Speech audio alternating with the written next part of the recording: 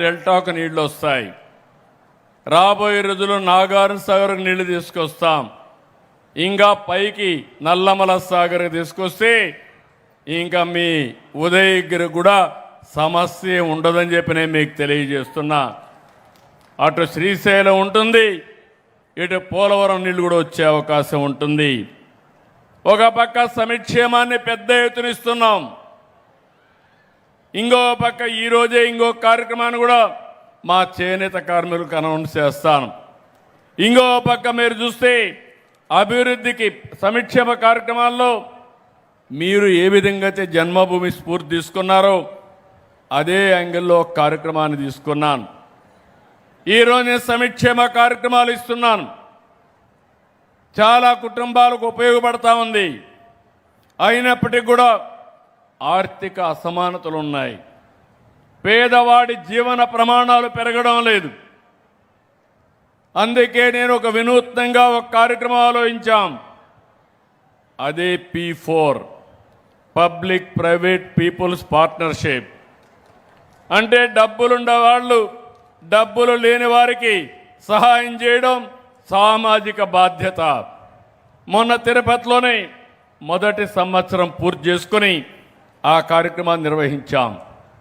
ఇక్కడ మీరు గుర్తుపెట్టుకోవాల్సింది మార్గదర్శి బంగారు కుటుంబం అంటే MBK. పైనుండే 10%, కింద నుండే 20% దత్తత తీసుకోవాలి. ఇప్పుడు ప్రభాకర్ రెడ్డి గారు ఉన్నారు, ఆయన వ్యాపారాలు చేస్తున్నాడు, 10 రూపాయలు సంపాదించాడు, ట్రస్ట్ పెట్టాడు, ట్రస్ట్ ద్వారా పనులు చేస్తున్నాడు. నేను తీసుకున్న వినూత్నమైన కార్యక్రమం ఇంకొక స్టెప్ ముందుకెళ్తున్నాం. ఊరికి కావలసిన పనులు చేయడం కాదు, కుటుంబానికి కావలసిన పనులు, కుటుంబాన్ని బాగు చేసే విధానం నేర్పించడమే కాకుండా వాళ్ళని పైకి తీసుకొచ్చే బాధ్యత ఈ మార్గదర్శకులకు అప్పచెప్తున్నా. నిన్నే అదాని వస్తే 25,000 కుటుంబాలని దత్తత తీసుకోవడానికి సిద్ధంగా ఉన్నారు. ఒక సంవత్సరం కాదు, short term, medium term, long term తీసుకుని వాళ్ళ పిల్లల్ని చదివించాలంటే చదివించి, వాళ్ళ ఆస్తుల వల్ల ఆదాయం పెంచాలంటే పెంచి, అందరితో సమానంగా ఆర్థిక అసమానతను తగ్గించి పేదవాడు కూడా ఆనందంగా బతకడానికి మిమ్మల్ని పైకి తీసుకొచ్చేదానికి ఈ కార్యక్రమానికి శ్రీకారం చుట్టాం. ఈ కార్యక్రమం భవిష్యత్తులో పెను మార్పులకు దారితీస్తుంది. ఈరోజు సమాజంలో మీరు ఒకసారి గుర్తుపెట్టుకోవాలి, అభివృద్ధి జరుగుతూ ఉంది. కొంతమంది వ్యక్తులు పైకి వస్తున్నారు.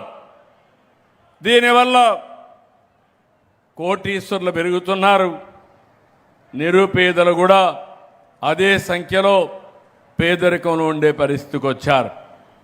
ఈ ఆర్థిక అసమానతను తగ్గించాలి.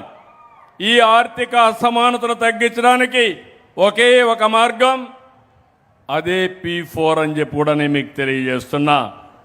ఇంకో పక్క అభివృద్ధి కావాలి. ఈరోజు నేను సంక్షేమ కార్యక్రమాలు చేస్తున్నాను. సంక్షేమం చేయాలంటే డబ్బులు కావాలి. డబ్బులు కావాలంటే అభివృద్ధి జరగాలి. దానివల్ల ఆదాయం పెరుగుతుంది, ఉద్యోగ అవకాశాలు పెరుగుతాయి.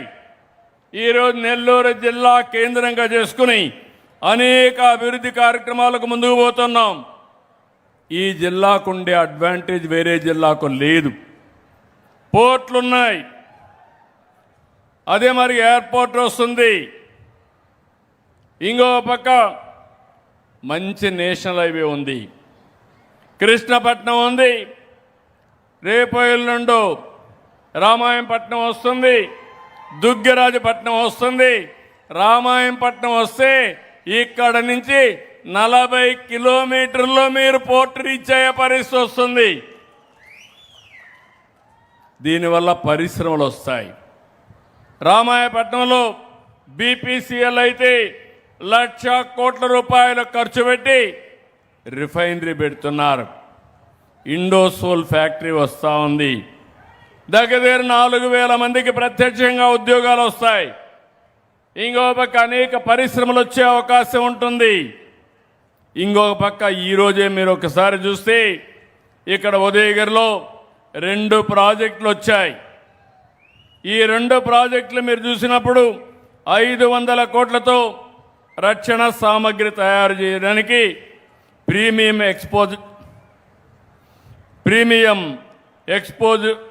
ఎక్స్పోజివ్స్ కోసం ఒక ఫ్యాక్టరీ వచ్చింది. ఇంకో పక్కన ఉదయగిరిలో ప్రతిష్టాత్మైన ఇది ఒక ప్రాజెక్టు, మానవ రహిత విమాన వ్యవస్థను తయారు చేయడానికి అనాడ్రోన్ సిస్టమ్ లిమిటెడ్ ఒక కంపెనీ వచ్చింది. చాలామంది అనుకుంటున్నారు ఉదయగిరిలో ఇండస్ట్రీ రావడం ఏంటని. ఒకప్పుడు ఉదయగిరిలో వ్యవసాయం కూడా చేసుకోలేక దేశం మొత్తం మైగ్రేషన్ అయ్యారంటే ఉదయగిరి నుంచి వెళ్ళి ప్రపంచంలో ఎక్కడుంటే అక్కడ పరిశ్రమలు పెట్టారు. మీరు బ్రిక్ అంటే ఇది ఇటుకలు పేర్చడం అంటే ఒక్క ఉదయగిరి వాళ్ళే దేశం అంతా చేసేవాళ్ళు. ఈరోజు ఒక మాట చెప్పాలంటే ఉదయగిరిలో ఉండే మీ దగ్గర డబ్బులు లేవు, కానీ ఉదయగిరి నుంచి బయట పోయిన వాళ్ళ దగ్గర మాత్రం డబ్బులు అంత సంపాదించగలిగారు. కానీ అందరికీ విజ్ఞప్తి చేస్తున్నా, మళ్ళీ తిరిగి ఉదయగిరికి రండి, పెట్టుబడులు పెట్టండి. పెట్టుబడులకు గమ్యస్థానంగా ఉదయగిరి తయారయ్యే బాధ్యత, తయారు చేసే బాధ్యత మేము తీసుకుంటాం. 3 నేషనల్ హైవేస్ వస్తున్నాయి, పక్కనే పోర్ట్లు వస్తున్నాయి. ఈ 3 నేషనల్ హైవేస్ 5 మండలాలను కనెక్ట్ చేస్తాయి. ఇంకా అన్ని రోడ్లు మీరు వేసుకోగలిగితే ఆటోమేటిక్గా ఈ ప్రాంతంలో పెద్ద ఎత్తున పరిశ్రమలు వస్తాయి. నీళ్ళు ఒకటే కొరత ఉంది. ఒకటే హామీ ఇస్తున్నా, ఈ ప్రాంతానికి నీళ్లు తీసుకొచ్చే బాధ్యత మేము తీసుకుంటే ఈ ప్రాంతం ఎవ్వరు కూడా అభివృద్ధి ఆపలేరని మరొకసారి మీ అందరికీ విజ్ఞప్తి చేస్తున్నా. ఈ జిల్లాలో మీరు ఒక్కసారి చూస్తే 30,000 కోట్ల రూపాయల వ్యయంతో ఇస్కో సెజ్ వస్తూ ఉంది. దీంట్లో ఒక 80,000 మందికి ఉద్యోగాలు వస్తాయి.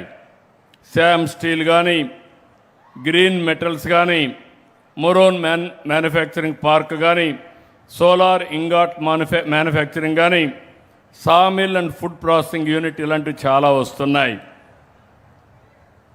అమన్చెర్లలో ఇండస్ట్రియల్ పార్క్ ఒకటి వస్తుంది. మైపాడ్ బీచ్ని అభివృద్ధి చేస్తాం.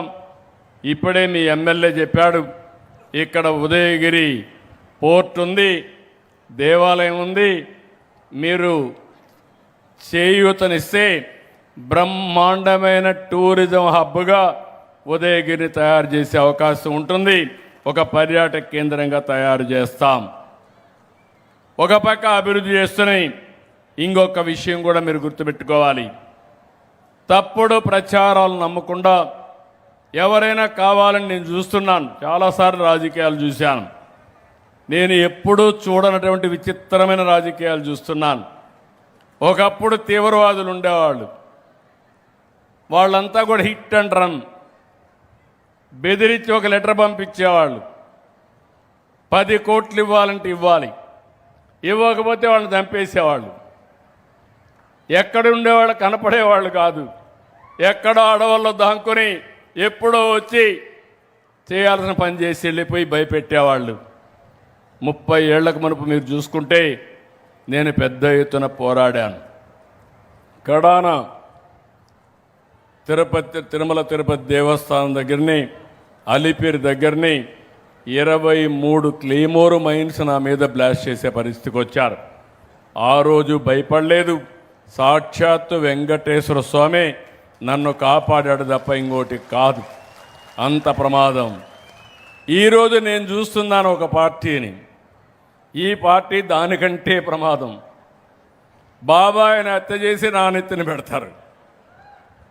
ఎలాంటి